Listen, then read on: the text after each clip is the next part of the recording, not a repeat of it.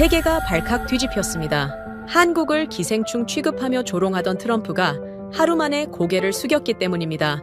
터무니없는 방위비 인상을 요구하며 한국을 공개 저격한 트럼프.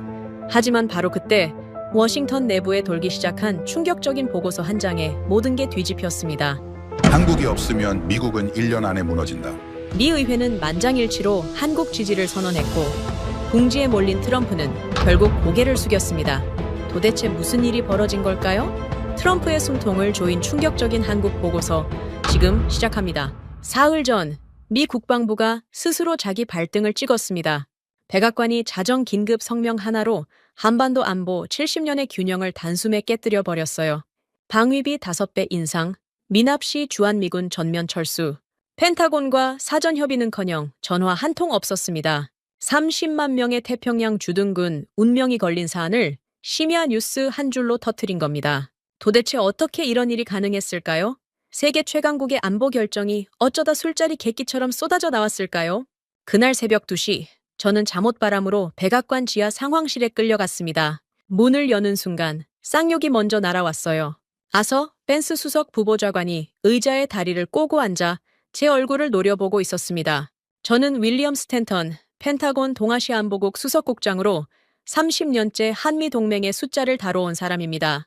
그 30년의 경험이 그날 밤 단 한 푼의 가치도 없다는 걸 깨닫는 데 차에 10분이 걸리지 않았어요. 상황실 스크린에는 이미 전 세계 언론이 미쳐 돌아가고 있었습니다. 한국은 무임승차 기생충, 방위비 5배 아니면 철수, 자극적인 속보가 쉴 새 없이 갱신되고 있었죠. 펜스가 입을 열었습니다. 스탠턴, 한국 놈들한테서 돈 뜯어낼 군사적 근거를 내놔. 그 목소리에는 국가 안보에 대한 고민 따위는 한 톨도 없었어요.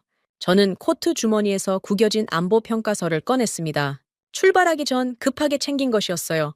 한미 동맹 구조의 기본 골격, 주한미군 철수 시 태평양 방어선에 미치는 연쇄 효과, 그리고 한국군의 현재 전력 수준, 30년 동안 축적한 데이터의 핵심만 추린 서류였습니다. 저는 그 서류를 펜스 앞으로 밀었어요. 부보좌관님, 이 자료부터 보셔야 합니다. 한국을 압박하기 전에 우리가 감당해야 할 리스크가 있습니다. 펜스는 서류를 집어들었습니다. 쌈쏘, 아니, 2초도 안 됐을 겁니다. 펜스가 그 서류를 양손으로 찢어버렸어요. 반으로, 그리고 다시 반으로 30년치 안보 데이터의 정수가 4조각이 되어 테이블 위에 흩어졌습니다. 펜스는 찢어진 종이 조각을 손끝으로 튕기며 코수숨을 쳤어요. 스탠턴, 네가 뭔가 착각하고 있나 본데 각하께서 이미 입을 여셨어. 전 세계가 들었고 이제 네가 할 일은 각하의 말씀이 사실이라는 숫자를 만드는 거야. 숫자를 만들라, 분석하라는 게 아니었습니다. 존재하지 않는 결론을 먼저 정해놓고 거기에 맞는 가짜 데이터를 조립하라는 뜻이었어요. 위가 뒤집히는 것 같았습니다. 펜타곤에서 30년 동안 저를 지탱해온 건 숫자의 정직함이었어요. 데이터는 거짓말을 하지 않는다. 그게 제 신조였습니다. 그런데 지금 이 남자는 그 신조를 제 손으로 부수라고 명령하고 있었어요. 펜스가 자리에서 일어났습니다. 천천히 스크린 쪽으로 걸어가더니 리모컨을 집어들었어요. 화면이 전환됐습니다. 백악관 성명서 초안이 떴어요. 거기에는 이미 한국군 단독 전력 부재 확인이라는 문구가 버젓이 박혀 있었습니다. 아직 시뮬레이션은 돌리지도 않았는데 결론이 먼저 완성되어 있었던 겁니다. 보이지? 빈칸만 채우면 돼. 한국이 우리 없이는 사흘도 못 버틴다는 숫자를 이어 깔끔하게 심장이 바닥으로 가라앉았어요. 이건 안보 정책이 아니었습니다. 동맹국을 인질로 잡고 돈을 뜯어내겠다는 각본이었어요.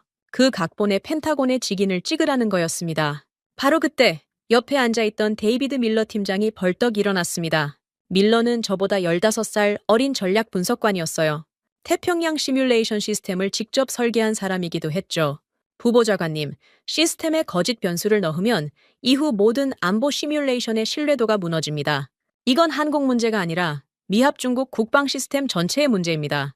밀러의 목소리는 단단했어요. 하지만 펜스는 눈 하나 깜짝하지 않았습니다.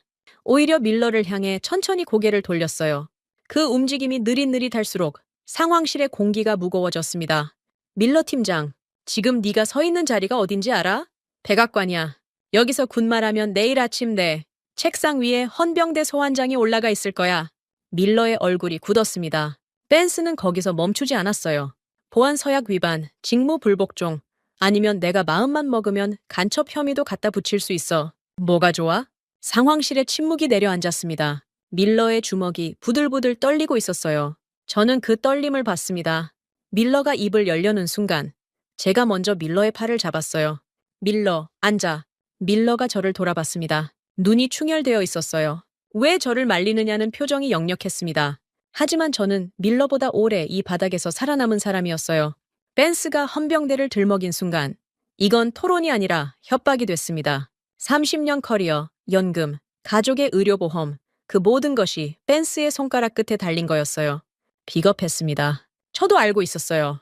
하지만 밀러까지 끌려 내려가는 걸 눈앞에서 볼 수는 없었습니다. 밀러가 천천히 자리에 앉았어요. 고개를 떨궜습니다. 주먹은 여전히 떨리고 있었지만 입은 다물었어요. 벤스가 만족스러운 표정으로 다시 의자에 몸을 파묻었습니다. 다리를 꼬고 손가락으로 테이블을 톡톡 두드렸어요. 마치 이 모든 게 예정된 수순이었다는 듯이 요헤이! 그러면 정리하지. 스탠턴 한국군이 우리 없이는 사흘도 못 버틴다는 시뮬레이션을 돌려 각하의 발언이 사실이었다는 걸 증명하는 숫자를 만들어서 날이 밝기 전에 내 책상에 올려놔. 저는 대답하지 못했습니다. 목이 막혀 있었어요. 벤스가 제 침묵을 동의로 받아들였는지 손을 휘저으며 나가라는 신용을 했습니다.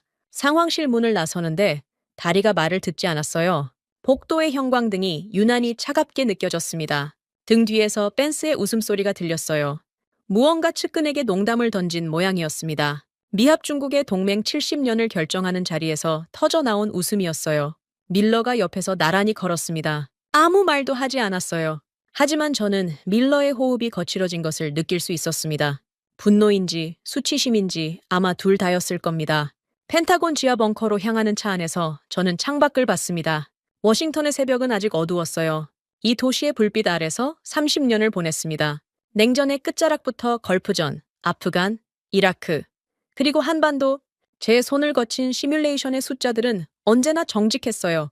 그 숫자들이 미합 중국을 지켜왔다고 저는 그렇게 믿어왔습니다. 그런데 오늘 저는 그 숫자를 조작하러 가고 있었어요. 한 나라의 안보를 깎아내리고 동맹국의 가치를 영링으로 만드는 거짓 보고서를 쓸어가는 길이었습니다. 30년 경력의 끝이 이것이라니. 연금을 지키기 위해 직업적 양심을 팔아넘기는 비겁한 관료. 그게 윌리엄 스탠턴의 정체였어요. 펜타곤 지하 주차장에 차가 멈췄습니다. 밀러가 먼저 내렸어요. 저는 잠시 좌석에 앉은 채 움직이지 못했습니다. 손이 핸들 위에서 떨리고 있었어요. 이 떨림이 두려움 때문인지 자기 혐오 때문인지 구분이 되지 않았습니다. 지하 3층 벙커로 내려가는 엘리베이터 안에서 밀러가 처음으로 입을 열었어요. 국장님, 시스템은 거짓말을 못합니다. 변수를 아무리 조작해도 결론이 맞아떨어지려면 한국군 전력 데이터를 통째로 삭제해야 해요. 그건 흔적이 남습니다. 저는 밀러의 말이 맞다는 걸 알고 있었습니다. 펜타곤의 전략 시뮬레이션 시스템은 입력된 데이터의 무결성을 스스로 검증하도록 설계되어 있었어요. 숫자를 조작하면 시스템이 경고를 뱉을 게 뻔했죠. 하지만 벤스는 그런 기술적 세부 사항에는 관심이 없는 사람이었습니다.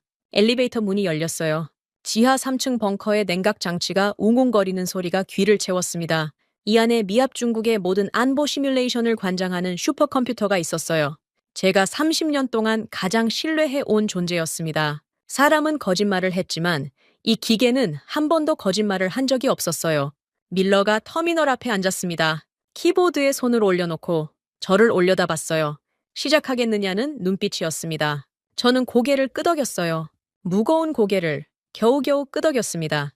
펜스가 원하는 결론은 단순했습니다. 한국은 껍데기, 미국이 빠지면 사흘 만에 무너진다. 저는 그 결론에 도달하기 위해 어떤 변수를 넣어야 하는지 머릿속으로 계산하고 있었어요. K2 흑표 전차의 전력을 절반으로 깎고 K9 자주포의 사거리를 축소하고 현무 미사일의 명중률을 의도적으로 낮추면 가능할지도 모른다고 제 30년의 전문성을 동원해서 거짓말의 설계도를 그리고 있었던 겁니다. 밀러의 손가락이 키보드 위에서 멈춰 있었어요.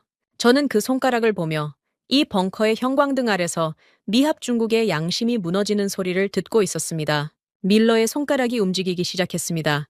새벽 4시 펜타곤 지하 3층 벙커의 공기는 냉각 장치 때문에 냉동고처럼 차가웠어요. 하지만 제 등은 땀으로 젖어 있었습니다. 벤스가 원하는 결론은 명확했어요. 한국군은 미국 없이 사흘도 못 버틴다. 그 결론에 맞는 숫자를 만들어내는 것이 우리에게 떨어진 임무였습니다. 밀러가 첫 번째 변수를 입력했어요. K2 흑표 전차의 실전 데이터였습니다. 기동력, 화력, 장갑 방호 수치를 시스템에 밀어 넣었죠. 원래대로라면 이 수치들을 절반으로 깎아야 했어요. 벤스가 원하는 결론에 도달하려면 한국군의 전력을 종이 위에서 무력화시켜야 했으니까요. 그런데 밀러가 이상한 짓을 했습니다. 원본 데이터를 그대로 넣었어요. 밀러, 뭐 하는 거야? 국장님, 조작하려면 원본 결과부터 확인해야 합니다. 기준점이 없으면 어디를 깎아야 할지 모르잖습니까? 맞는 말이었습니다. 저는 입을 다물었어요. 밀러가 K9 자주포, 현무 탄도미사일, 해성 대한미사일의 스펙을 순서대로 시스템에 올렸습니다. 한국군의 주력 무기체계 전체가 슈퍼컴퓨터의 연산 회로 속으로 빨려 들어갔어요. 시뮬레이션 구동까지 통상 4분이 걸립니다. 저는 그 4분 동안 종이컵에 남은 커피를 마셨어요. 이미 차갑게 식어 있었습니다. 쓴맛이 목을 타고 내려갔어요. 그 쓴맛이 커피 때문인지 지금 하고 있는 일 때문인지 구분이 되지 않았습니다. 화면이 바뀌었어요. 결과값이 쏟아지기 시작했습니다. 저는 모니터를 들여다보다가 숨이 턱 막혔어요. 눈을 비볐습니다. 다시 봤습니다. 달라지지 않았어요. 한국군 단독 전력 평가. 동부가 생존 등급 A+, 주변국 재래전 억제력 판정, 압살 수준. 밀러가 의자에서 벌떡 일어났습니다. 모니터에 얼굴을 바짝 들이밀었어요. 국장님, 이게 맞습니까? 맞을 리가 없었습니다. 아니, 맞으면 안 됐어요. 한국이 미국 없이 주변국을 압도한다는 결론은 벤스가 원하는 것에 정반대였으니까요. 저는 밀러의 어깨를 잡았습니다. 변수를 잘못 넣은 거 아니야? 다시 확인해봐. 밀러가 입력 로그를 하나하나 짚었어요. 오류는 없었습니다. 데이터는 정확했고 시스템은 정상 가동 중이었어요. 그렇다면 이 결과는 기계의 실수가 아니라 현실이었습니다. 하지만 저는 받아들일 수 없었어요. 아니, 받아들이면 안 됐습니다. 이 결과를 벤스에게 가져가는 순간 제 커리어는 끝이었으니까요. 주한미군 철수 변수를 넣어 미군이 완전히 빠진 상황에서 한반도 안보가 어떻게 변하는지 돌려봐. 밀러가 고개를 끄덕이고 변수를 수정했습니다. 주한미군 28,000명 완전 철수. 태평양 함대 지원 불가. 공군 전개 차단. 미국의 군사적 존재를 한반도에서 완벽하게 지워버리는 설정이었어요. 이 조건이라면 한국군의 생존 등급이 떨어져야 정상이었습니다. 결과가 나왔어요. 화면을 보는 순간 다리에서 힘이 빠졌습니다. 한국군 단독, 생존 판정, 완벽. 그리고 그 아래에 제가 예상하지 못한 문장이 한 줄 더 있었어요. 미 태평양 함대 작전 지속 능력. 주한미군 철수 후 72시간 이내 연쇄 붕괴. 미국이 한국에서 빠지면 한국이 무너지는 게 아니라 미국의 태평양 방어선이 무너진다는 뜻이었습니다. 4분이 걸려 나온 결론이 30년 동안 제가 믿어온 구조를 통째로 뒤집어 버렸어요. 국장님, 밀러의 목소리가 떨리고 있었습니다. 이 숫자가 맞다면 한국이 우리를 지켜주는 방패였다는 뜻입니다. 우리가 한국을 지킨 게 아니라 저는 대답하지 못했어요. 대답할 수가 없었습니다.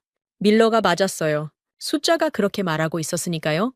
하지만 이 숫자를 인정하는 순간 펜스의 전체 계획이 무너지는 거였습니다. 대통령의 발언이 거짓이었다는 증거를 펜타곤이 스스로 만들어낸 꼴이 되는 거예요. 한 번 더 돌려. 저는 밀러에게 지시했습니다. 변수를 최악으로 설정해 한국군 가용 전력을 70%로 깎고 탄약 비축량을 절반으로 줄여. 그래도 같은 결과가 나오는지 봐야 하. 밀러가 시키는 대로 했어요. 두 번째 시뮬레이션이 돌아갔습니다. 결과는 더 참혹했어요. 한국군 전력을 30%나 깎았는데도 생존 등급은 A를 유지했고 반대로 미 태평양 함대의 붕괴 시간은 72시간에서 63시간으로 앞당겨졌습니다. 괌 방어선 소멸까지 54시간이라는 숫자도 새로 튀어나왔어요. 세 번째를 돌렸습니다. 한국군 전력을 50%까지 깎았어요. 있을 수 없는 조건이었습니다. 군대의 절반이 증발한다는 건 현실에서는 불가능한 시나리오였으니까요. 그런데도 시스템은 한국군의 단독 생존을 유지했어요. 등급이 B+로 떨어지긴 했지만 여전히 주변국 재래전 억제력을 보유한다는 판정이었습니다. 그리고 미 태평양 함대 붕괴 예상 시간은 51시간으로 더 줄었어요. 밀러가 의자 등받이에 몸을 기대며 두 손으로 얼굴을 감쌌습니다. 제가 동할 때마다 우리 쪽이 더 망합니다. 이건 기계 오류가 아니에요, 국장님. 저는 모니터 앞에 서서 아무 말도 하지 못했어요. 30년 동안 제가 다뤄온 숫자들이 지금 제 앞에서 하나의 사실을 외치고 있었습니다. 한국은 껍데기가 아니었어요. 한국은 태평양 안보의 핵심 기둥이었고 그 기둥을 빼는 순간 무너지는 건 한국이 아니라 미합 중국이었습니다. 밀러가 출력 버튼을 눌렀어요. 프린터에서 보고서가 나왔습니다. 따뜻한 종이를 손에 쥐는 순간 손가락이 떨렸어요. 이 종이를 벤스에게 가져가면 저는 끝장이었습니다. 가져가지 않아도 끝장이었어요. 저는 그 보고서를 접어서 서랍 깊숙이 밀어 넣었습니다. 금고 비밀번호를 돌리고 자물쇠를 잠갔어요. 세상에서 가장 비겁한 방식으로 진실을 가뒀습니다. 바로 그 시각, 벤스는 별도의 전쟁을 벌이고 있었어요. 주미 한국 대사관에 직접 전화를 걸었다는 보고가 들어왔습니다. 벤스가 대사관 당직 참사관에게 한 말은 이랬어요. 한국 친구들, 수표 끊어올 준비나 해. 아침까지 안 오면 짐 싸야 할 거야. 조롱이었습니다. 외교적 언어의 탈을 쓴 모욕이었어요. 그런데 대사관의 반응이 이상했습니다. NSA 감청 기록에 따르면 한국 대사관 참사관은 벤스의 발언에 단 한마디의 감정적 대응도 하지 않았어요. 부보좌관님의 발언 원문을 텍스트로 본국에 송고하겠습니다. 좋은 밤 되십시오. 그 한마디만 남기고 통신을 끊어버렸습니다. 저는 그 감청 기록을 읽으면서 묘한 불안을 느꼈어요. 일반적으로 동맹국이 이런 모욕을 당하면 격앙되거나 최소한 유감을 표명합니다. 그런데 한국은 아무런 감정도 내보이지 않았어요. 마치 이 상황 자체가 자기들의 시나리오 안에 있다는 듯이 담담하게 기록만 남기고 전화를 끊었습니다. 그리고 몇 시간 뒤 NSA 분석관이 제 책상에 급보를 올렸어요. 한국 국방부 내부 통신 감청 내용이었습니다. 저는 호소문이 올 줄 알았어요. 미국과의 관계를 재고해달라는 탄원이나 대통령에게 보내는 서한 초안 같은 것을 예상했습니다. 화면에 뜬 내용을 보고 의자에서 미끄러질 뻔했어요. 한국 국방부가 작성하고 있던 문서의 제목은 이것이었습니다. 한미동맹 법적 파기 절차서 최종본. 호소가 아니었습니다. 파기였어요. 한국은 미국에 살려달라고 매달리는 대신 스스로 줄을 끊을 준비를 하고 있었습니다.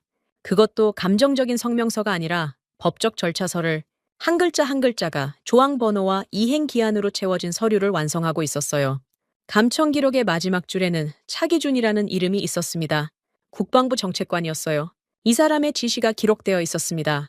감정이 섞인 문장은 모두 삭제하십시오. 남길 것은 숫자와 법조항뿐입니다. 그 한 줄을 읽는 순간 등골이 서늘해졌어요. 워싱턴이 한국의 굴복을 기다리며 조롱을 퍼부을 때 서울에서는 전혀 다른 종류의 전쟁이 시작되고 있었습니다. 감정 대신 조문을, 호소 대신 기한을, 분노 대신 숫자를 무기로 장전하는 전쟁이었어요. 저는 금고 안에 가둬둔 시뮬레이션 결과를 떠올렸습니다. 한국군 단독 생존 완벽, 미 태평양 함대 72, 시간 내 붕괴. 그 숫자가 금고 안에서 저를 비웃고 있는 것 같았어요. 벤스는 아직도 한국이 겁에 질려 수표를 들고 뛰어올 거라고 믿고 있었습니다. 하지만 저는 알고 있었어요. 슈퍼컴퓨터가 보여준 숫자와 한국이 타이핑하고 있는 서류의 제목이 가리키는 방향은 같았습니다. 우리가 생각하는 것과 정반대의 일이 벌어지고 있었어요. 그리고 저는 그 사실을 금고 안에 가둔 채 아무에게도 말하지 못하고 있었습니다.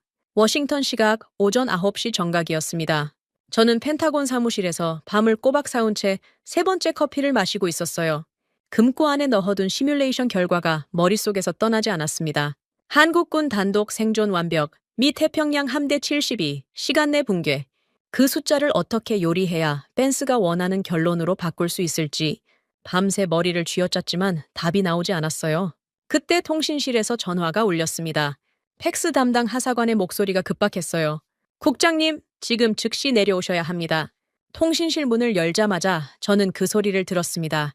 팩스기 30여 대가 동시에 울리고 있었어요. 왱왱왱. 기계음이 방 전체를 채우고 있었습니다. 한 대가 아니라 30대가 일제히 종이를 토해내는 광경은 처음이었어요. 하사관이 가장 먼저 출력된 용지를 제게 건넸습니다. 손이 떨리고 있었어요. 하사관의 손이 아니라 제 손이었습니다. 첫 줄을 읽었어요. 미합 중국의 일방적 철수 의사 공식 접수 및 후속 조치 통보. 건조한 글씨체, 사무적인 문장, 감정이 담긴 단어는 한 글자도 없었습니다. 대한민국 국방부 장관의 직인이 붉게 찍혀 있었어요. 그 붉은 원형 인장을 보는 순간 커피가 역류하는 것 같았습니다. 저는 한국의 협상단이 올 줄 알았어요. 아니, 미국 전체가 그렇게 생각하고 있었습니다. 벤스는 새벽에 측근들에게 이렇게 말했다더군요. 오전 중으로 한국 놈들이 울면서 워싱턴의 표를 끊을 거야.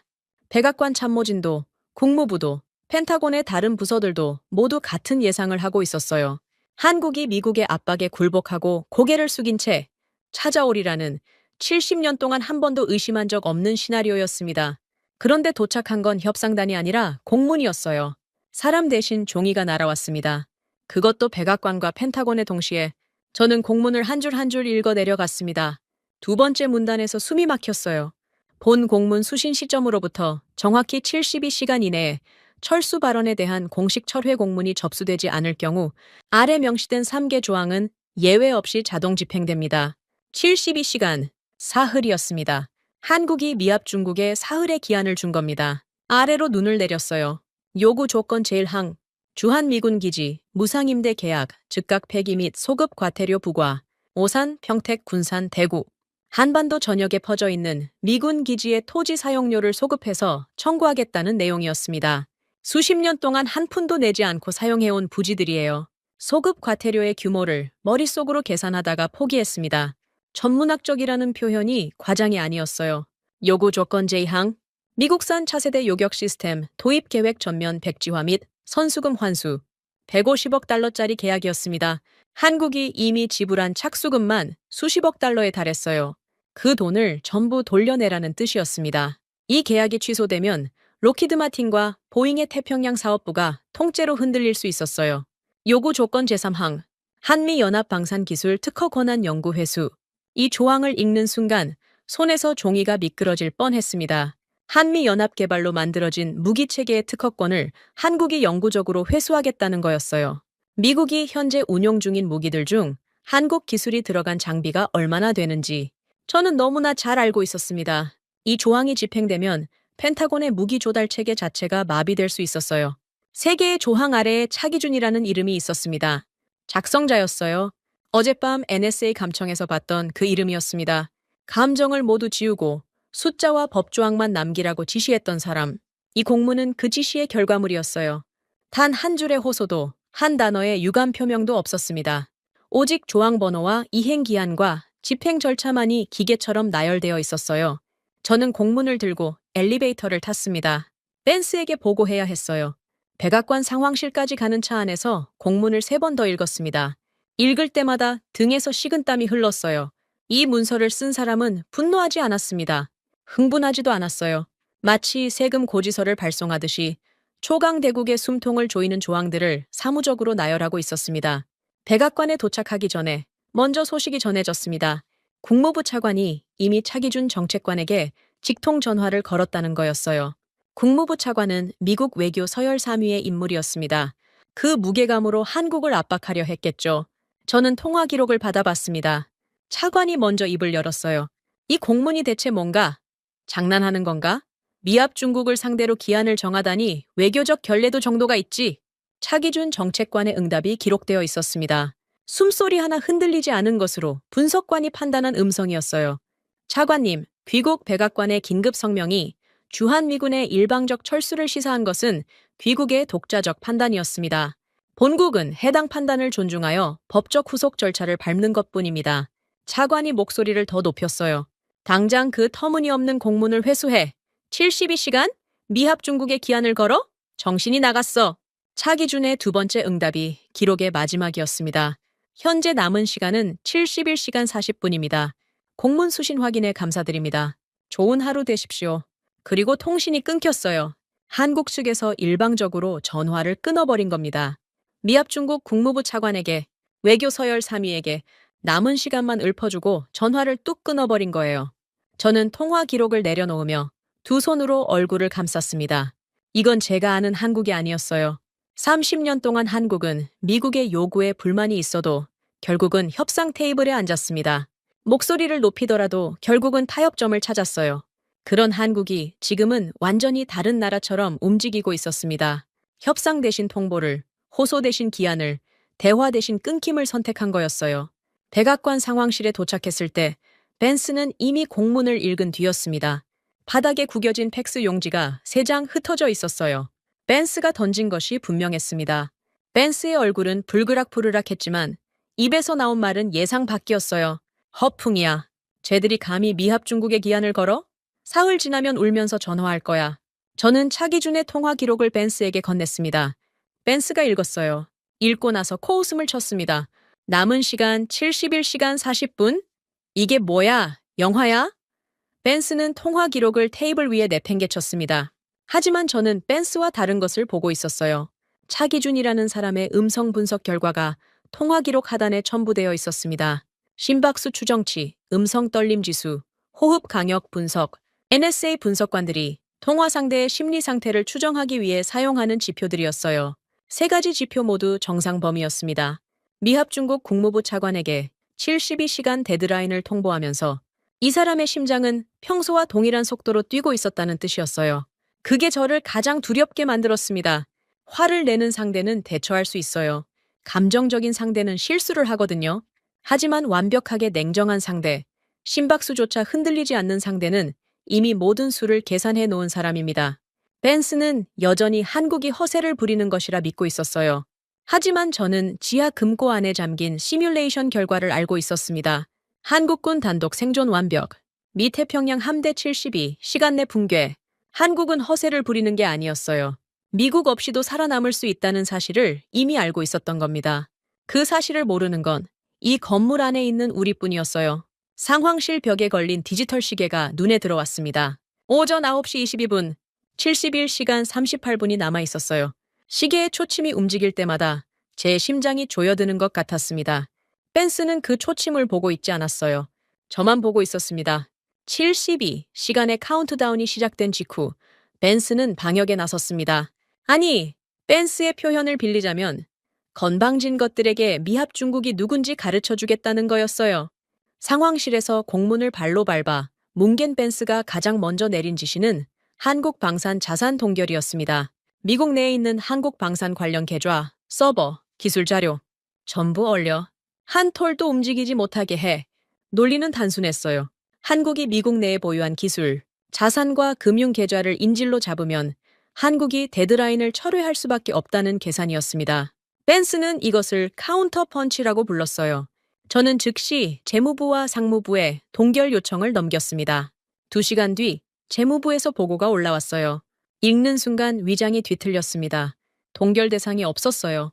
한국방위사업청 명의의 미국 내 기술 서버는 공문 발송 12시간 전에 이미 전량 본국으로 이전 완료된 상태였습니다. 금융자산도 마찬가지였어요. 핵심 계좌들이 공문이 팩스기에 올라가기 반나절 전에 깨끗하게 비워져 있었습니다. 한국은 공문을 보내기 전에 먼저 짐을 뺀 겁니다. 미국이 자산 동결 카드를 꺼낼 것을 정확하게 예측하고 선제적으로 모든 인지를 빼돌려 놓은 거였어요. 벤스가 주먹을 휘둘렀을 때 허공만 때린 꼴이었습니다. 저는 이 보고서를 벤스에게 가져갈 수가 없었어요. 밀러 팀장이 대신 갔습니다. 3분 뒤 상황실에서 유리잔 깨지는 소리가 복도까지 들렸어요. 밀러가 나왔을 때 셔츠 어깨에 커피 얼룩이 묻어 있었습니다. 벤스가 던진 것이 분명했죠. 자산 동결이 실패하자 벤스는 전략을 바꿨어요. 언론전이었습니다. 백악관 출입 기자단에 비공식 브리핑을 요청하더니 한국의 공문을 동맹국의 터무니없는 갑질로 프레이밍하기 시작했어요. CNN, 벅스뉴스, 워싱턴 포스트에 동시에 흘린 메시지는 하나였습니다. 한국이 미국의 선의를 악용해 억지를 부리고 있다. 벤스는 여론의 힘으로 데드라인을 무력화할 수 있다고 확신하고 있었어요. 하지만 시계는 벤스의 확신과 무관하게 움직였습니다. 48시간이 남았을 때 저는 처음으로 밥을 먹지 못했어요. 식은땀이 멈추지 않았습니다. 금고 안의 시뮬레이션 결과가 자꾸 머릿속을 침범했어요. 미 태평양 함대 72시간 내 붕괴, 한국의 공문에 적힌 데드라인도 72시간이었습니다. 같은 숫자였어요. 한국이 그 시뮬레이션 결과를 알고 있는 것처럼 느껴졌습니다. 우연의 일치라고 생각하기엔 너무 정확했어요. 24시간이 남았을 때 벤스의 행동이 더욱 거칠어졌습니다. 주한미군 사령관에게 직접 전화를 걸었어요. 오산 기지에서 F-16 편대 시동 걸어 서울 상공으로 한 바퀴 돌아 한국 놈들 머리 위에서 굉음 좀 들려줘. 위협 비행이었습니다. 동맹국 수도 상공에 전투기를 띄워 공포를 주겠다는 거였어요. 주한미군 사령관이 난색을 표했지만 벤스는 대통령 권한을 들먹이며 밀어붙였습니다. 저는 더 이상 기다릴 수 없었어요. 벤스의 폭주가 상황을 돌이킬 수 없는 지점으로 몰고 가고 있었습니다. 저는 밀러에게 상황실을 맡기고 사무실로 돌아왔어요. 책상 서랍에서 암호화 통신기를 꺼냈습니다.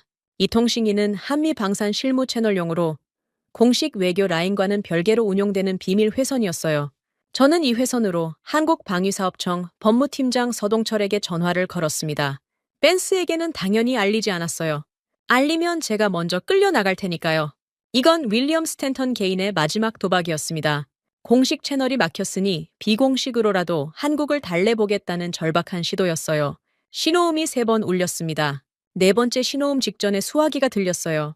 서동철입니다. 목소리가 너무 평온해서 오히려 소름이 끼쳤어요. 자정이 다가오는 상황에서 상대국 고위 관료가 암호 회선으로 전화를 걸어왔는데 이 사람의 목소리에는 긴장감이 제로였습니다. 서 팀장님, 윌리엄 스탠턴입니다. 비공식 채널로 연락드려 죄송합니다. 단도직입적으로 말씀드리겠습니다. 저는 숨을 들이마셨어요. 제가 꺼내려는 말이 얼마나 비참한 것인지 스스로 알고 있었습니다. 록히드 마틴 차세대 무기 체계를 30% 특별 할인가에 제공하고 대금은 50년 분할 상환으로 조정하겠습니다. 이 조건이면 한국에도 나쁘지 않을 겁니다. 데드라인을 철회해 주십시오. 말을 하면서도 얼굴이 달아올랐어요. 세계 최강국 펜타곤의 수석국장이 상대국 실무팀장에게 할인 쿠폰을 내밀고 있었습니다. 30년 커리어 중 가장 치욕스러운 순간이었어요. 수화기 너머로 소리가 들렸습니다. 서류를 넘기는 소리였어요. 사각. 서동철 팀장이 종이를 넘기고 있었습니다. 제 제안을 검토하는 걸까? 일말의 기대가 피어올랐어요. 서동철의 목소리가 돌아왔습니다. 스탠턴 국장님, 귀하의 제안을 확인했습니다. 몇 가지 사실을 고지하겠습니다. 사각거리는 소리가 멈췄어요. 서동철의 음성은 여전히 천이 없었습니다. 첫째, 귀하는 해당 할인을 승인할 권한이 없습니다. 록히드 마틴의 가격 결정권은 이사회에 있으며 펜타곤 수석국장의 직무 범위에 포함되지 않습니다. 둘째, 권한 없는 자의 비공식 할인 제한은 한미방산 계약법 제12 죄 명시된 부당거래 시도에 해당합니다. 가슴이 철렁 내려앉았어요. 제가 내민 할인 제한이 계약법 위반이라는 것을 전화를 걸기 전에는 생각하지 못했습니다. 아니, 솔직히 말하면 생각했지만 무시한 거였어요. 급한 마음에 법적 절차를 건너뛴 거였습니다. 셋째, 서동철이 말을 이었습니다. 수화기 너머로 마우스 클릭 소리가 또렷하게 들렸어요. 딸까, 단 한 번의 클릭이었습니다. 본 통화 내용은 즉시 국제방산감시기구 투명성 장부에 미합 중국 측의 부당거래 시도로 등재됩니다. 등재 번호를 드릴까요? 피가 머리에서 빠져나가는 느낌이었어요.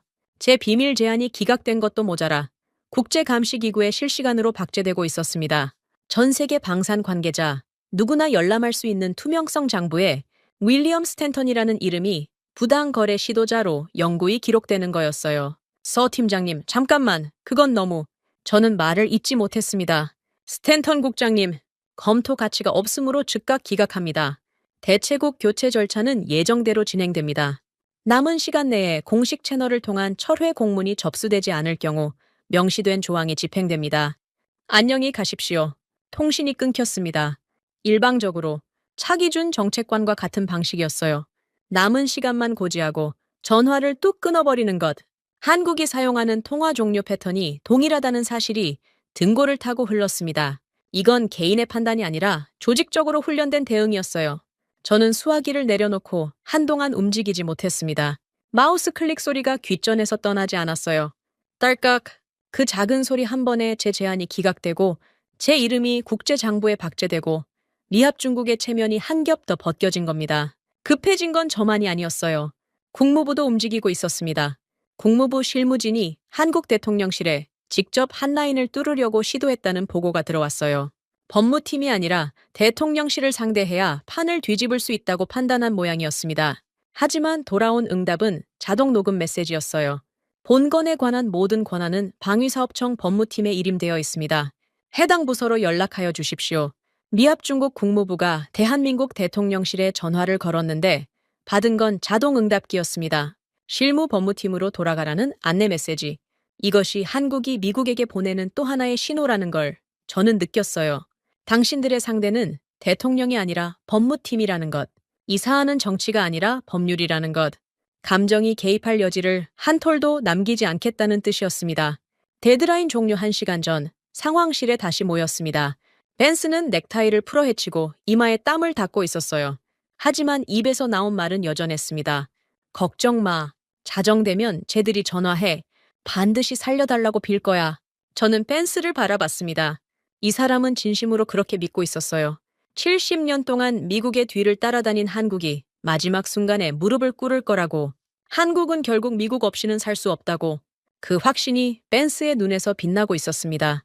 상황실 벽면의 디지털 시계가 11시 정각을 가리켰어요. 1시간 남았습니다. 통신실의 전화는 단 한 통도 울리지 않고 있었어요. 저는 시계의 초침을 바라보며 금고 안에 잠긴 숫자를 다시 떠올렸습니다. 한국군 단독 생존 완벽, 미 태평양 함대 72, 시간 내 붕괴, 그리고 서동철의 마우스 클릭 소리. 딸깍! 제 손바닥이 축축하게 젖어 있었어요. 자정 정각이었습니다. 상황실의 디지털 시계가 0시 0분 0초를 찍었어요. 벤스가 의자에서 몸을 일으키며 통신 콘솔을 바라봤습니다. 전화가 올 거라고 확신하고 있었어요. 한국이 마지막 순간에 무릎을 꿇고 살려달라고 빌 거라고. 벤스의 입꼬리가 살짝 올라가 있었습니다. 1분이 지났어요. 전화는 울리지 않았습니다. 2분, 3분. 상황실 안에 공기가 무거워지기 시작했어요. 벤스의 입꼬리가 서서히 내려갔습니다. 5분이 지났을 때 벤스가 통신 담당관을 향해 고개를 돌렸어요. 회선 고장 아니야? 확인해봐. 담당관이 회선 상태를 점검했습니다. 정상이었어요. 한국에서 걸려온 전화는 0건이었습니다. 벤스의 턱 근육이 굳어지는 게 보였어요. 10분이 지났습니다. 그때 상황실 모니터에 변화가 생겼어요. 펜타곤 전산망에 연결된 중앙 스크린의 배경색이 갑자기 바뀌었습니다. 평소에 짙은 파란색이 아니라 붉은색이었어요. 경고 화면이었습니다. 저는 스크린 앞으로 다가갔어요. 화면 중앙에 떠오른 문장을 읽는 순간 무릎에서 힘이 빠졌습니다. 한미방산조약제사 조의 항자동 집행, 원천 기술 연동 페널티 코드 가동 완료. 사람이 버튼을 누른 게 아니었어요. 한국이 전화를 걸어서 최후 통첩을 한 것도 아니었습니다. 72시간이 만료되는 순간 사전에 전산망에 심어둔 코드가 인간의 승인 없이 자동으로 작동한 겁니다. 서동철 팀장이 데드라인 이전에 이미 모든 것을 설계해 놓았다는 뜻이었어요. 마지막 순간에 한국이 마음을 바꿀 가능성 자체를 시스템에서 제거해 버린 거였습니다. 화면에 로그가 쏟아지기 시작했어요. 한미방산조약제사 조의항, 계약 조건 일방 변경 및 신뢰 훼손 발각 시 원천 기술 연동 페널티 발동 및 대체국 즉시 교체. 이 조항의 존재를 저는 알고 있었습니다. 하지만 실제로 발동될 거라고는 한 번도 생각해 본 적 없었어요. 조약문 깊숙이 묻혀있는 독소 조항이었고 한미 동맹이 유지되는 한 절대 건드릴 일 없는 잠자는 조항이라 여겼습니다. 그 잠자는 조항이 깨어난 거였어요. 두 번째 로그가 떴습니다. 미합 중국이 기지불안 착수금 전액, 전산상 환불 불가 처리 완료, 한국 국고 연구 귀속 통보, 수억 달러에 달하는 금액이 한국의 국고로 빨려 들어갔습니다. 미국이 차세대 무기 도입을 위해 선불로 지급했던 돈이었어요. 그 돈이 돌아오지 않는다는 알림이 화면에 떠 있었습니다. 돌려받을 방법이 없었어요. 시스템이 이미 처리를 완료한 뒤였으니까요. 벤스가 스크린 앞으로 뛰어왔습니다. 화면을 읽었어요. 얼굴에서 핏기가 사라졌습니다. 그리고 곧바로 핏기가 아니라 분노가 차올랐어요. 뭐야 이게? 당장 전산망 복구해. 코드 삭제하라고. 기술 담당관이 키보드를 두드렸습니다. 30초 뒤 고개를 저었어요. 부보좌관님, 코드가 한국 측 원천 서버에서 발동된 겁니다. 우리 전산망에서는 삭제 권한이 없습니다. 벤스의 주먹이 콘솔을 내리쳤어요. 모니터가 흔들렸습니다. 하지만 화면 위의 붉은 로그는 흔들림 없이 계속 쌓이고 있었어요. 한미연합기술 특허 권한 회수 프로세스 시작. 미국산 차세대 요격 시스템 도입 계약 전산 파기 완료. 대체 공급국 선정 절차 자동 개시. 한 줄이 올라올 때마다 상황실의 공기가 한도씩 차가워지는 것 같았습니다. 저는 모니터 앞에 서서 떨리는 다리를 가까스로 버텼어요. 이것이 서동철이 전화를 끊기 전 클릭한 마우스의 결과물이었습니다. 딸깍. 그 한 번의 클릭이 지금 이 화면 위에서 미합 중국의 방산 네트워크를 체계적으로 해체하고 있었어요. 바로 그때 상황은 벤스가 전혀 예상하지 못한 방향으로 폭발했습니다. 데이비드 밀러 팀장이 사라졌어요. 정확히 말하면 밀러가 상황실에서 빠져나간 시각은 자정 5분이었습니다. 저는 밀러가 화장실에 간 줄 알았어요. 하지만 밀러는 화장실이 아니라 펜타곤 지하 보안 통신실에 있었습니다. 그리고 그곳에서 런던으로 전송 한 건을 완료했어요. 밀러가 보낸 것은 두 개의 파일이었습니다. 하나는 일본 방위성의 극비 내부 보고서였어요. 제목은 한국 이탈 시 일본 방어선 영향평가였습니다. 나머지 하나는 영국 국방부의 기밀 문서로 K방산 체계 대체 가능성 분석이라는 이름이 붙어 있었어요. 이 두 문서는 펜타곤 내에서도 최고 보안 등급으로 분류되어 열람 권한을 가진 인원이 양손에 꼽을 정도였습니다. 밀러는 이 문서들을 영국 런던의 에드워드 휴즈에게 보냈어요. 휴즈는 영국 최대 일간지의 안보 전문 수석 에디터였습니다. 밀러와 휴즈가 언제부터 접선하고 있었는지는 나중에야 알았어요. 밀러는 벤스의 폭주가 시작된 첫날부터 내부 고발을 준비하고 있었던 거였습니다. 런던 시각으로 새벽 5시 에드워드 휴즈의 기사가 전 세계로 송출됐어요. 헤드라인은 이랬습니다. 미국의 어리석은 착각이 사흘 만에 미국을 삼류 국가로 만들었다. 기사 본문에 일본 방위성의 내부 보고서가 원본 그대로 첨부되어 있었어요. 그 보고서의 핵심 결론은 명확했습니다. 한국이 미국과의 방산 협력에서 이탈할 경우 일본의 자체 방어선은 72시간 이내에 붕괴한다. 일본 방위성 스스로가 인정한 분석이었어요. 미국이 아니라 한국이 동북아 안보의 실질적 지주라는 것을 일본이 자체적으로 계산한 결과물이었습니다. 영국 국방부 문서는 더 충격적이었어요. K방산 체계를 대체할 수 있는 서방 기술은 현존하지 않으며 최소 15년의 기술 격차가 존재한다는 평가였습니다. 영국이 세계 최고의 무기 수출국 중 하나인 영국이 한국의 방산 기술을 대체 불가능하다고 공식 문서에 적어놓은 거였어요. 이 기사가 각국 외교계 퍼지는데 1시간도 걸리지 않았습니다. 상황실의 전화가 울리기 시작했어요. 한국에서 온 전화가 아니었습니다. 동맹국들에서 온 전화였어요. 프랑스, 독일, 호주, 사우디아라비아 하나같이 같은 질문을 던졌습니다. 이게 사실입니까? 미국이 한국을 발로 찼다는 게 사실입니까?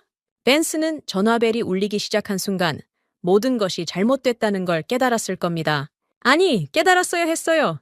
하지만 벤스는 깨닫는 대신 분노했습니다. 누가 유출했어? 누구야? 벤스가 상황실을 돌아보며 길길이 날뛰었어요. 테이블 위에 서류를 쓸어 던졌습니다. 커피잔이 바닥에 떨어져 산산조각이 났어요. 벤스의 얼굴은 붉다 못해 자줏빛이었습니다. 저는 그 광경을 보면서 한 가지를 알아챘어요. 밀러가 보이지 않았습니다. 밀러의 자리가 비어 있었어요. 저는 곧바로 이해했습니다. 밀러가 유출자라는 것을 30년 커리어의 후배가 벤스의 갑질의 환멸을 느끼고 진실을 세상에 터뜨린 거였어요. 벤스가 전산 접속 기록 다 뽑아 지난 3시간 내 외부 통신 보낸 놈 찾아! 라고 악을 쓰는 동안 저는 스크린을 바라보고 있었습니다. 붉은색 로그들이 멈추지 않고 쌓이고 있었어요. 동맹 파기 절차 진행률 32%, 45%, 58%. 숫자가 올라갈 때마다 미합 중국과 대한민국 사이에 70년이 한 줄씩 지워지고 있었습니다. 다리에서 힘이 풀렸어요. 저는 벽에 등을 기대다가 그대로 미끄러져 바닥에 주저앉았습니다. 이틀 전 이 상황실에서 벤스가 제 안보 평가서를 찢어버렸을 때 저는 그 서류를 주워 담지 못했어요. 밀러가 항변했을 때 저는 밀러를 제지했습니다. 시뮬레이션 결과가 진실을 말하고 있을 때 저는 그 진실을 금고에 가뒀어요. 서동철 팀장에게 비굴한 할인 제안을 했을 때 저는 마지막 남은 체면마저 스스로 벗어 던졌습니다. 매 순간 저는 가장 비겁한 선택만 해왔어요. 그 선택들이 쌓이고 쌓여서 지금 이 바닥에 앉아 있는 거였습니다. 바닥에 차가운 감촉이 양복 바지를 뚫고 전해졌어요. 이 차가움이 펜타곤 지하 벙커에 냉긴 지 제 30년 커리어의 종말인지 구분이 되지 않았습니다. 상황실 전화는 계속 울리고 있었어요.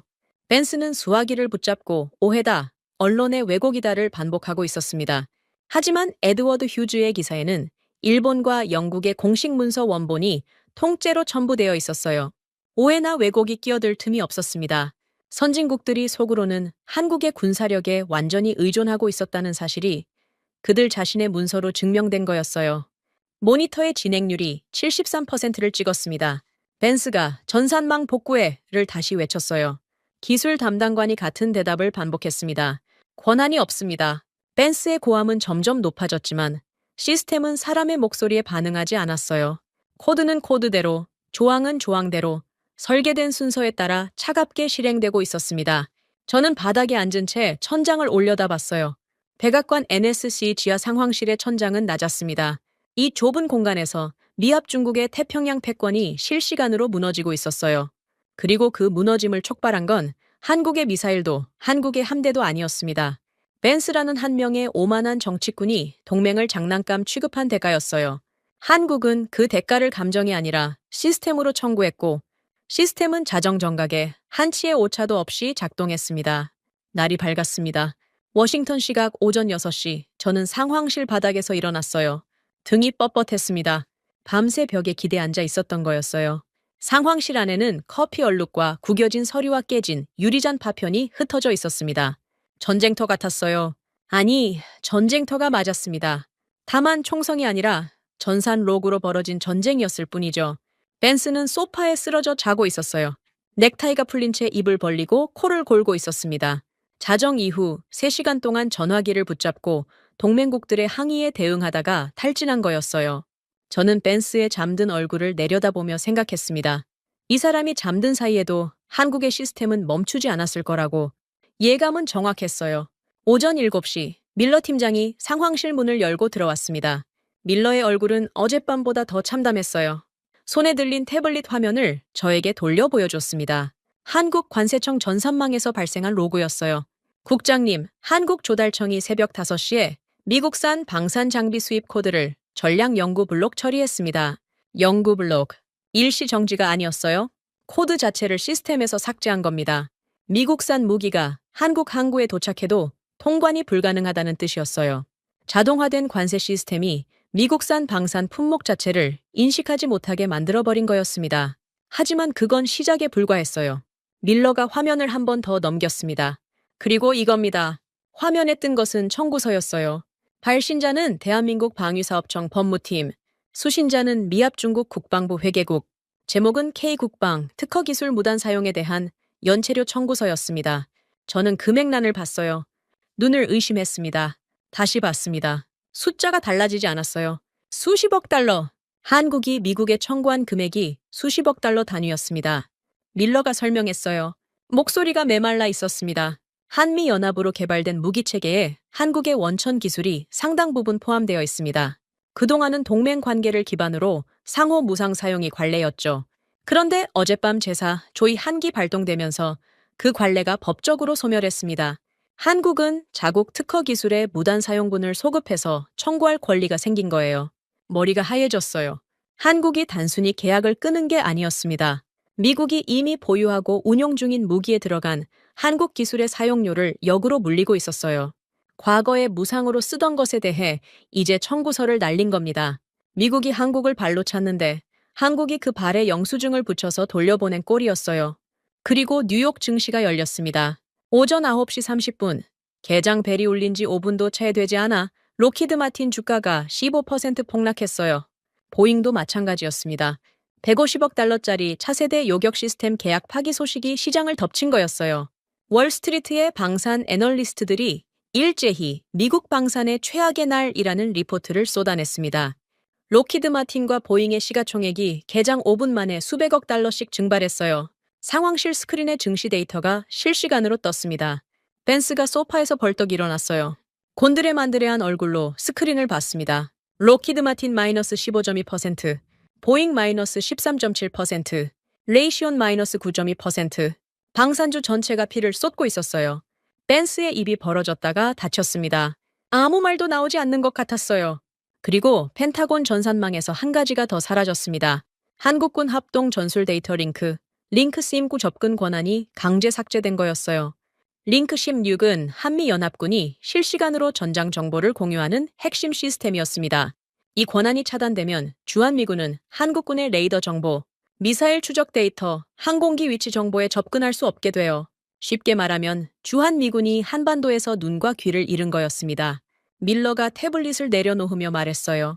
국장님, 태평양 방산 수출 체인 전체가 멈췄습니다. 한국을 경유하는 부품 공급망이 올스톱됐어요. 괌, 오키나와, 하와이 기지의 무기 정비 일정이 전면 차질을 빚고 있습니다. 태평양 전역이었어요. 한반도만의 문제가 아니었습니다. 한국의 방산 부품과 기술은 미군의 태평양 전체 작전망의 뿌리처럼 박혀 있었어요. 그 뿌리가 한꺼번에 뽑힌 겁니다. 바로 그 순간 통신실에서 비명에 가까운 보고가 올라왔습니다. 주한미군 현장에서 실시간으로 날아온 긴급 통신이었어요. 평택기지 행정관의 목소리가 스피커를 통해 상황실에 울렸습니다. 펜타곤, 여기 평택입니다. 오늘 아침부로 기지 전력이 상업용 요금으로 전환됐습니다. 전기요금 고지서가 날아왔는데 금액이 말도 안 됩니다. 목소리가 떨리고 있었어요. 오산 기지에서도 같은 보고가 들어왔습니다. 수도 요금이 상업용으로 전환됐다는 거였어요. 수십 년 동안 한국 정부가 동맹, 특별 요율로 제공하던 전기와 수도가 하루아침에 시가의 몇 배로 뛰어오른 겁니다. 일부 시설에서는 단전과 단수 조치까지 실행되었다는 보고가 뒤따랐어요. 상업용 요금으로 전환된 고지서의 연체분이 소급 적용되었습니다. 수년간의 차액이 하루 만에 청구된 거였어요. 금액이 수백만 달러 단위였습니다. 기지 하나당 평택, 오산, 군산, 대구, 한반도 전역의 미군 기지에서 동시에 고지서 폭탄이 투하된 거였어요. 현장 지휘관들이 펜타곤 직통 라인에 매달렸습니다. 병사들 식당 냉장고가 꺼졌습니다. 활주로 야간 조명 전원이 차단됐습니다. 정수 시설이 멈추면 위생 문제가 발생합니다. 비명이었어요.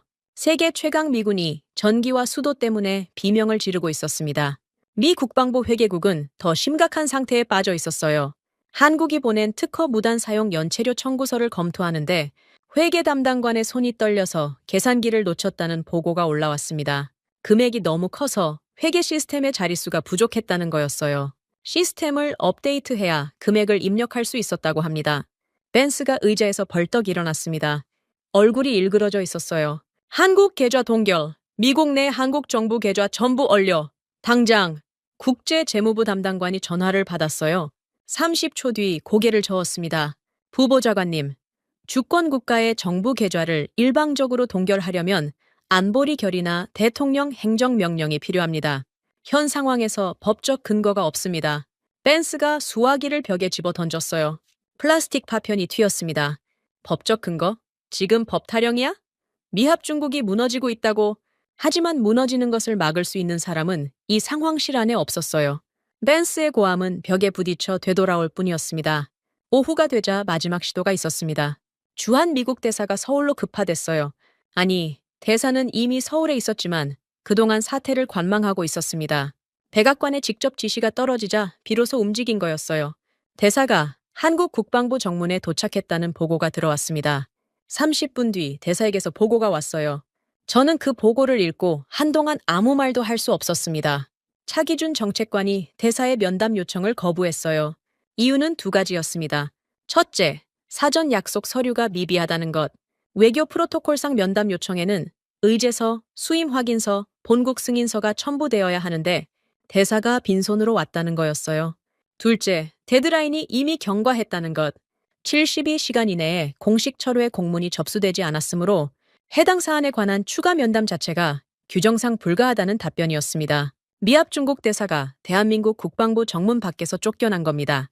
서류 미비와 기한 경과, 이 두 가지 행정적 사유로 감정적 모욕이 아니라 규정에 의한 거절이었어요. 차기준은 대사에게 불쾌한 표정 하나 보이지 않았을 겁니다. 그저 규정이 허용하지 않는다는 사실만 전달했을 거예요. 그것이 한국식이었으니까요. 저는 대사의 보고서를 내려놓고 상황실 스크린을 바라봤습니다. 한국 국방부 전자 결제 시스템에서 전송된 알림이 화면 구석에 작게 떠 있었어요. 집행 완료. 단 두 글자였습니다. 벤스가 언론에 뿌린 분노 어린 성명서는 이미 아무도 읽지 않고 있었어요. 하지만 한국의 전자결제 시스템이 내보낸 이 두 글자는 록히드 마틴의 주가를 박살냈고 미군 기지의 전기를 끊었고 수십억 달러의 청구서를 날렸고 미국 대사를 정문 밖으로 돌려보냈습니다. 벤스의 성명서는 허공에 흩어졌지만 한국의 푸시 알림 한 줄은 미합 중국의 심장을 정확히 도려내고 있었어요. 그 두 글자가 스크린 위에서 조용히 빛나고 있었습니다. 집행 완료. 감정 없이, 오차 없이 한국이 문서로 뱉은 말은 한 글자도 빠짐없이 현실이 되고 있었습니다. 전 세계가 움직이기 시작했습니다. 미국이 아닌 방향으로. 첫 번째 소식은 파리에서 왔어요. 프랑스 국방조달총국의 로랑 뒤부아 총국장이 한국 방위사업청, 실무단이 묵고 있는 파리 시내 호텔에 나타났다는 첩보였습니다. 뒤부아가 들고 온 것은 서류 가방이 아니라 최고급 샴페인이었어요. 도멘 크루그 2018년산, 병당 500달러가 넘는 물건이었습니다. 외교 관례상 선물치고는 지나치게 파격적이었어요. 이건 축하가 아니라 구애였습니다. 뒤부하가 한국 실무단에 내민 제안서의 내용이 펜타곤 정보망에 잡혔어요. 읽는 순간 저는 의자 등바디를 움켜잡아야 했습니다. 프랑스가 단순히 한국과 계약을 맺겠다는 수준이 아니었어요. 미국이 제사 조의항에 의해 물어야 할 위약금의 3배를 현찰로 한국에 선입금하겠다는 제안이었습니다. 세베이. 미국이 낼 벌금의 3배를 프랑스가 자진해서 먼저 내겠다는 거였어요. 그 대가로 K방산 독점 우선권을 달라는 조건이었습니다. 프랑스 국방부가 동시에 내부 문건에 서명했다는 후속 보고가 왔어요. 미제 F-35 도입 보류 및 K방산 긴급 도입 검토 지시서. 프랑스가 미국의 최신의 전투기를 밀어내고 한국 무기 체계로 갈아타겠다는 공식 절차에 들어간 겁니다. 뒤부하는 호텔 로비에서 샴페인 코르크를 직접 따며 한국 실무단과 건배를 했다고 합니다. 세계 최강국 미국의 방산 패권이 무너지는 그 순간 프랑스는 축배를 들고 있었어요. 저는 이 보고를 펜스에게 가져갔습니다. 펜스는 읽고 나서 코웃음을 쳤어요. 프랑스? 겁쟁이 프랑스가 뭘 할 수 있겠어. 입으로만 떠드는 놈들이야. 하지만 펜스의 코웃음이 차에 끝나기도 전에 2번째 소식이 날아왔습니다. 사우디아라비아였어요. 미합 중국 방산 수출의 최대 고객, 매년 수백억 달러어치 미국 무기를 사가는 황금 거위. 그 사우디의 국방장관이 미 국무장관의 다급한 전화를 받지 않았습니다. 회의 중입니다. 라는 한마디만 남기고 전화를 끊어버렸어요. 국무장관이 3번 더 걸었지만 결과는 같았습니다. 4번째 통화 시도에서는 비서가 장관님께서 서울행 전용기에 탑승하셨습니다. 라고 답했어요. 서울행. 사우디 국방장관이 미국이 아니라 한국으로 가고 있었습니다. 펜타곤 상황실에 이 보고가 올라왔을 때 펜스의 얼굴에서 웃음기가 완전히 사라졌어요. 사우디를 잃는다는 것은 단순한 계약 하나를 잃는 것과 차원이 달랐습니다. 사우디는 미국 방산업체들의 생명줄이었어요. 사우디 국방장관은 서울에 도착하자마자 생방송 기자회견을 열었습니다. 전 세계 언론 카메라 앞에서 400억 달러 규모의 패트리어트 미사일 구매 계약을 전면 백지화한다고 선언했어요. 그리고 같은 자리에서 한국의 전공투 풀패키지 도입 계약서에 서명했습니다. 펜이 종이 위를 긋는 장면이 전 세계로 생중계됐어요. 400억 달러. 그 숫자가 미국의 장부에서 한국의 장부로 넘어가는 순간이었습니다. 상황실 전광판에 속보가 떴어요. 저는 전광판을 올려다보다가 현기증이 났습니다. 사우디만이 아니었어요. 속보가 릴레이처럼 쏟아지고 있었습니다. 중동과 유럽 주요국의 미국산 무기 계약 취소 소식이 융단 폭격처럼 밀려들었어요. 독일이었습니다. 유럽 최강의 육군을 보유한 독일이 미국의 제재 협박을 무시하고 차기 주력 전차 사업을 K2 흑표 단독 수의 계약으로 확정했어요. 미국의 에이브럼스도 독일 자국의 러파르트 후속 기종도 아닌 한국의 K2를 선택한 겁니다. 독일 국방부 대변인은 기술적 우위와 가격 경쟁력, 그리고 공급 신뢰도를 종합평가한 결과라고만 말했습니다. 미국이라는 단어는 한 번도 언급하지 않았어요. 호주가 뒤를 이었어요. 호주 해군이 미국과 진행 중이던 차기 호위함 사업을 전면 재검토한다고 발표했습니다. 한국방위사업청에 긴급 면담을 요청했다는 후속 보고가 바로 뒤따랐어요. 폴란드도 마찬가지였습니다. 이미 미국과 협상 중이던 방공 시스템 도입을 업고 한국산 대안을 검토하겠다는 공식 서한을 서울로 보냈어요. 그리고 영국이 움직였습니다. 이건 저도 예상하지 못했어요. 영국 의회가 24시간 철야 회의를 소집했다는 소식이었습니다. 안건은 단 하나, 한국산 방산 장비에 대한 관세 면제 특별조달법 개정안. 영국이 미국에 가장 가까운 혈맹이라는 영국이 한국 무기만 관세를 면제해주는 법안을 상정한 겁니다. 의회 표결 결과는 만장일치 통과였어요. 반대표 0, 기권 0. 영국 의회 전원이 한국의 손을 들어준 거였습니다. 펜스가 뒤부에게 전화를 걸었어요. 쌍욕에 가까운 항의였습니다. 프랑스가 미합 중국 등에 칼을 꽂는 거야. 나토 동맹을 박살낼 셈이야. 수화기 너머로 뒤부하의 목소리가 스피커를 통해 상황실에 울렸어요. 제가 평생 잊지 못할 문장이었습니다. 펜스, 시장은 떼쟁이가 아니라 신뢰로 움직이네. 자네가 신뢰를 먼저 부셨잖아. 그리고 전화가 끊겼습니다. 프랑스 국방조달총국장이 미합 중국 백악관 수석 부보좌관의 전화를 일방적으로 끊어버린 거였어요. 3주 전만 해도 상상할 수 없는 일이었습니다. 미국의 전화를 프랑스가 끊다니. 하지만 지금은 그게 현실이었어요. 미국이 동맹을 발로 찬 순간 동맹의 무게도 함께 사라진 거였습니다. 벤스는 끊어진 수화기를 한참 동안 들고 서 있었어요. 손이 떨리고 있었습니다. 분노 때문인지 공포 때문인지 아마 둘 다였을 겁니다. 상황실의 대형 스크린에는 전 세계 방산 시장 점유율 지도가 떠 있었어요. 미합 중국을 나타내는 파란색 마커들이 하나둘 꺼지기 시작했습니다. 프랑스에서 꺼지고, 사우디에서 꺼지고, 독일에서 꺼지고, 호주에서 꺼지고, 폴란드에서 꺼지고, 영국에서 꺼졌어요. 파란 마커가 꺼진 자리에 새로운 색이 채워졌습니다. 빨간색이었어요. 대한민국을 나타내는 색이었습니다. 저는 그 지도를 넋놓고 바라봤어요. 미국의 방산 패권이 실시간으로 타국에 뜯어먹히고 있었습니다. 아니, 뜯어먹힌다는 표현은 정확하지 않았어요. 미국이 스스로 내팽개친 자리를 다른 나라들이 주워가는 것이었습니다. 벤스가 발로 걷어찬 동맹의 빈자리를 콧대 높은 유럽과 중동의 강대국들이 현찰 다발을 들고 선점하러 달려온 거였어요. 펜타곤 전광판에 마지막 속보가 떴습니다. 한국방위사업청이 발신한 공문이었어요. 세계 각국이 앞다투어 한국과 계약을 맺고 수백억 달러의 수표가 서울로 몰려들고 있는 이 광란의 한복판에서 한국이 내놓은 반응은 딱 한 줄이었습니다. 한미 방산 조약 제사 조이항에 의거 합법적 대체국 선정 절차가 완료되었음을 통보합니다. 호들갑이 없었어요. 승리의 환호도 미국을 향한 조롱도 없었습니다. 법적 근거 하나와 절차 완료 통보 한 줄, 수천억 달러가 움직이는 지각 변동의 한가운데서 한국은 행정 서류 한 장만 남겼어요. 감정의 온도가 0도였습니다.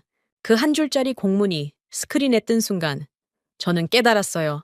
한국은 처음부터 이 그림을 그리고 있었다는 것을. 벤스가 한국 기생충이라고 쌍욕을 퍼부었을 때 한국은 이미 대체국 선정 절차를 설계하고 있었을 겁니다. 서동철이 마우스를 클릭했을 때 프랑스와 사우디와 독일에게 보낼 제안서의 초안이 이미 완성되어 있었을 거예요. 차기준이 72시간 데드라인을 설정했을 때 그 72시간이 끝나는 순간 어떤 도미노가 쓰러질지 한치의 오차 없이 계산해 놓았을 겁니다. 미국이 서류 뭉치를 챙겨 들고 불이 나게 협상 테이블로 뛰어갔을 때 수백억 달러의 유럽과 중동 수표는 이미 한국 국고로 입금 처리가 끝나 있었어요.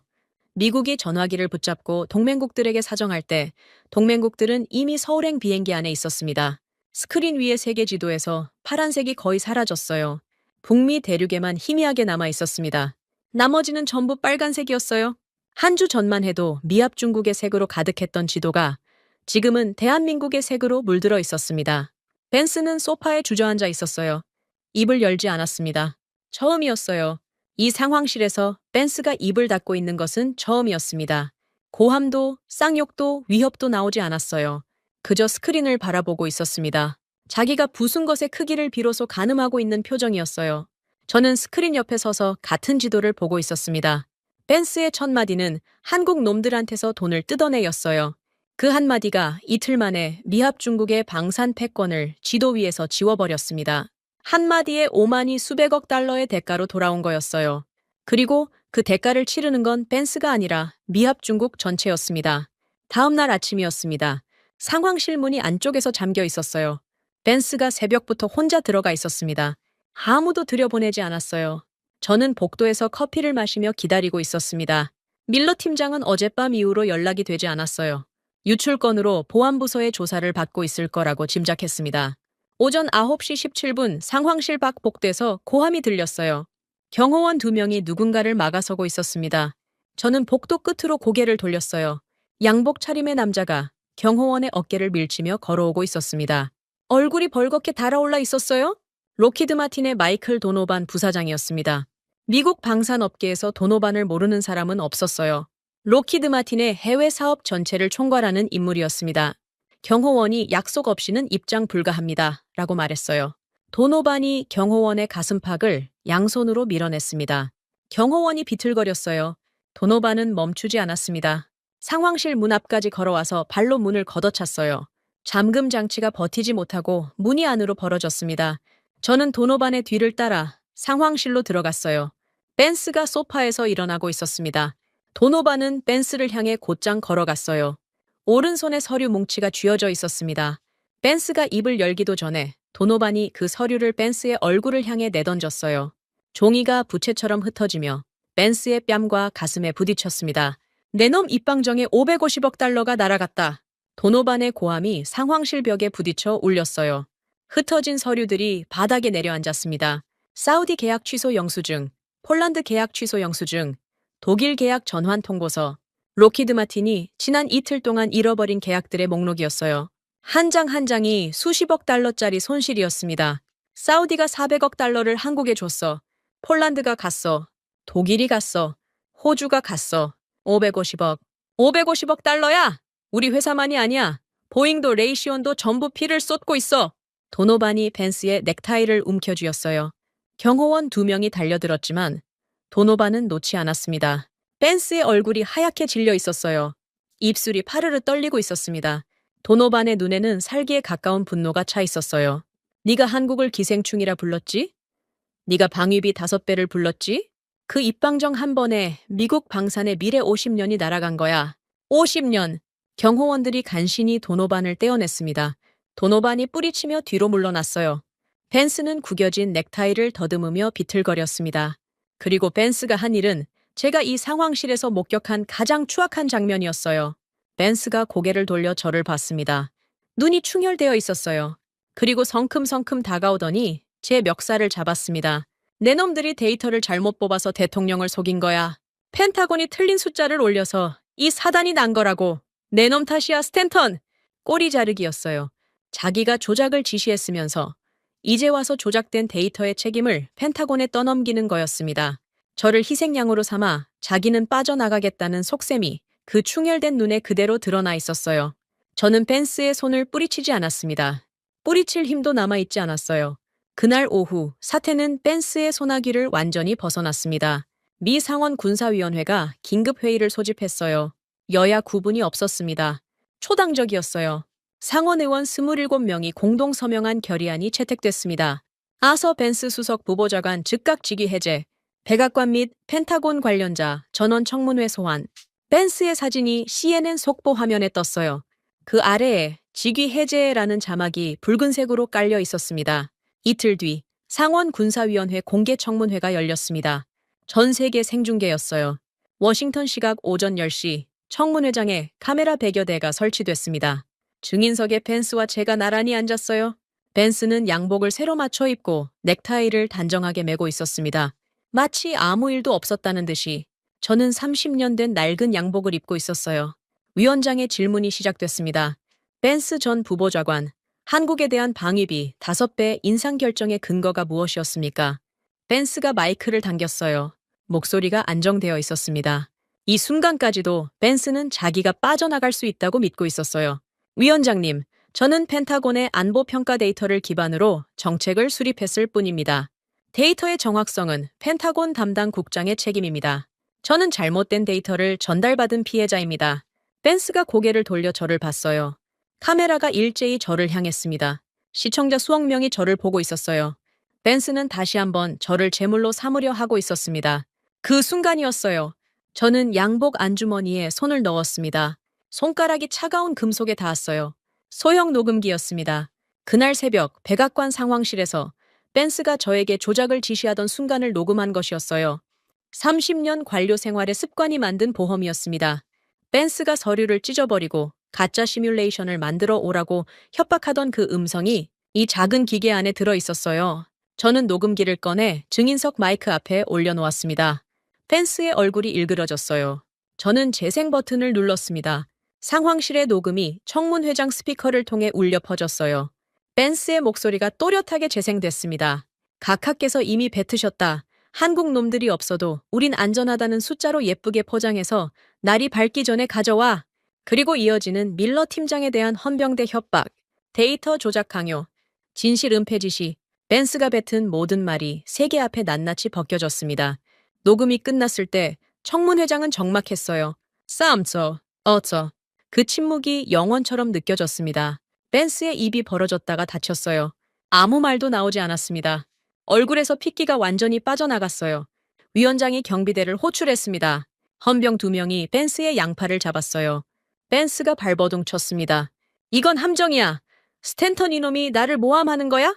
하지만 녹음은 벤스 자신의 목소리였습니다. 벤스의 입에서 나온 말이 벤스의 목을 친 거였어요.